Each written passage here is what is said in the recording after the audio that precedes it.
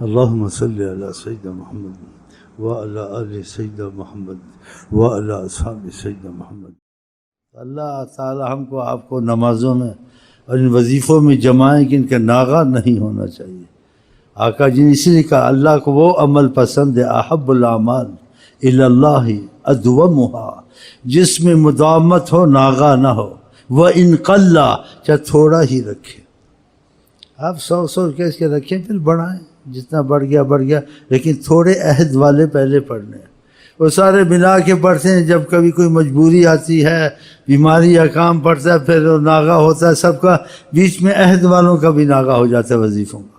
عہد والے علیحدہ پڑھے، پھر باقی جتنا ٹائم ملے پڑھے، کیوں آپ کے ساتھ اور بھی مجبوریاں ہیں، ذمہ داریاں ہیں، خالی وقت وہ پڑھ لیا، ملا کے نہ پڑھے، افضل یہی ہے۔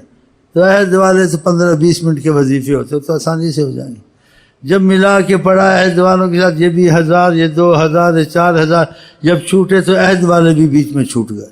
جب عہد والے بیچ میں چھوٹ گئے تو ایک تم نے بہت بڑا زبردست اور کبیرہ خطا کی ہے کہ ایک تو عہد سے لعنت آتی ہے توڑنے سے، دوسرے آخر کا اس کو دین نہیں ہے جس کو عہد نہیں ہے، اور عہد میں جو خصوصیت ہے وہ خصوصیت تم سے چلی گئی۔